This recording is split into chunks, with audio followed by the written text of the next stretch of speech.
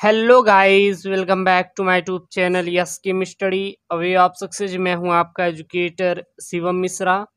आपका स्वागत करते हैं आपके अपने YouTube channel yes chem study पर।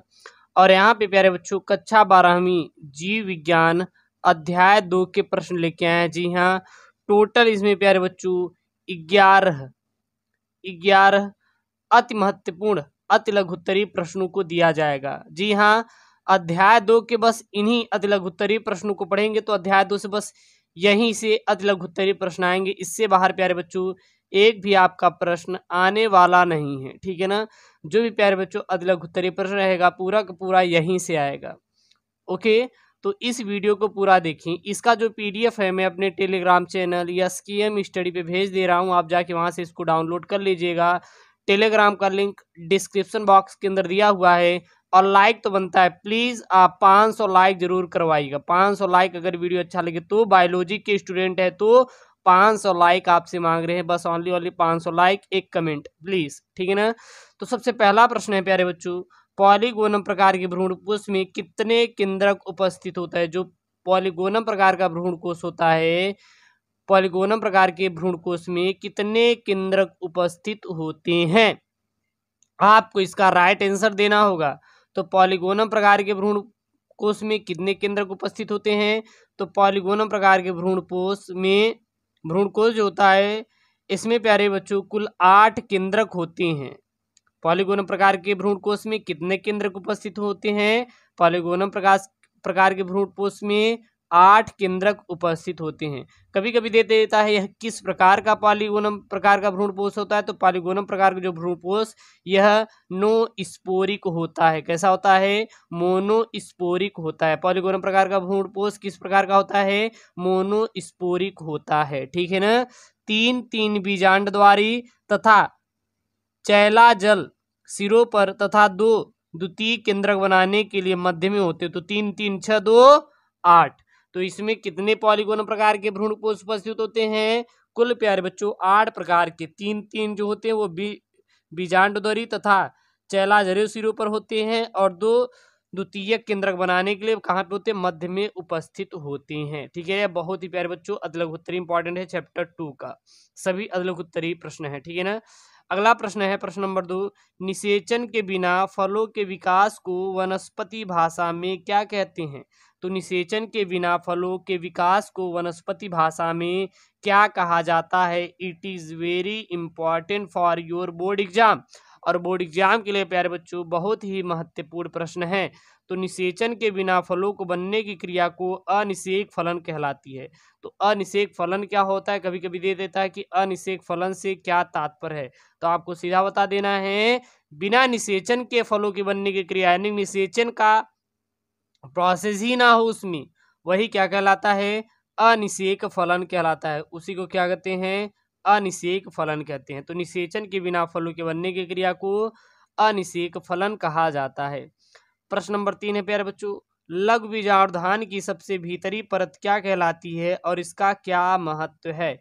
It is very important for your board exam. तो लघु बीजाणुधान की सबसे भीतरी परत क्या कहलाती है और इसका क्या महत्व होता है। तो लघु बीजाणुधान की सबसे भीतरी परत जो होती है वो टेपीटम कहते हैं। टेपीटम क्या होती है, लघु बीजाणुधान की सबसे भीतरी परत क्या कहलाती है प्यारे बच्चों, टेपीटम कहलाती है। यह विकसित होने वाले लघु बीजाणु को क्या बोलते हैं, पराग कण बोलते हैं। याद रखना, लघु बीजाणु को ही क्या बोला जाता है, लघु बीजाणु को ही पराग कण भी बोला जाता है। आपको थोड़ा सा भी मिस्टेक नहीं करना है, हर चीजों को समझ के पढ़ना है, ठीक है ना। तो लघु बीजाणु की सबसे भीतरी परत क्या कहलाती है, लघु बीजाणु की सबसे भीतरी परत टेपीटम कहलाती है।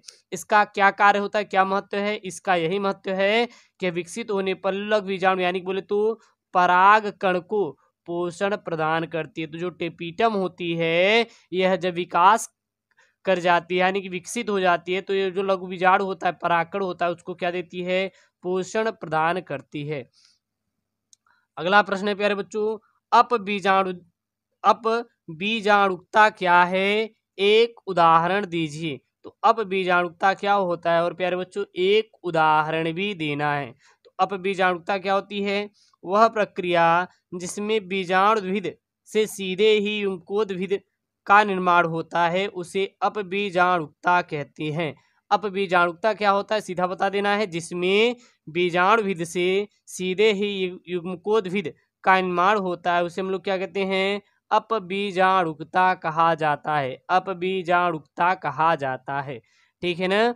तो उसे क्या कहते हैं प्यारे बच्चों, अपबीजाणुकता कहते हैं। तो अपबीजाणुकता क्या होता है, वह प्रक्रिया जिसमें बीजाणुभिद से सीधे ही युग्मकोद्भिद का निर्माण होता है उसे अपबीजाणुकता कहते हैं। अगला प्रश्न है प्यारे बच्चों, हेस्पेरिडियम फल के 2 उदाहरण लिखिए। It is very important for your board exam.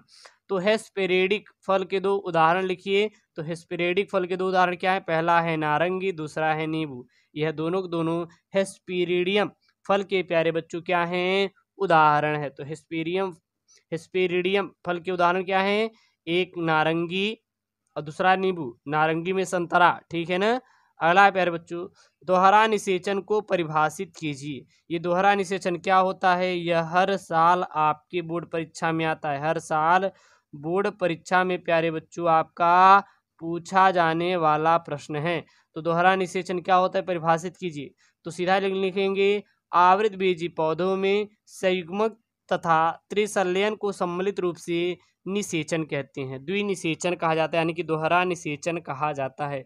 तो आवृतबीजी पौधों में संयुग्मन क्या होता है, संयुग्मन होता है। और क्या होता है, त्रिसंलयन। तो आवृतबीजी पौधों में संयुग्मन तथा त्रिसंलयन को सम्मिलित रूप से क्या कहते हैं प्यारे बच्चों, द्विनिषेचन कहा जाता है, ठीक है। तो सीधा बता देना है, आवृतबीजी पौधों में संयुग्मन तथा त्रिसंलयन को सम्मिलित रूप से क्या कहते हैं, द्विनिषेचन कहा जाता है।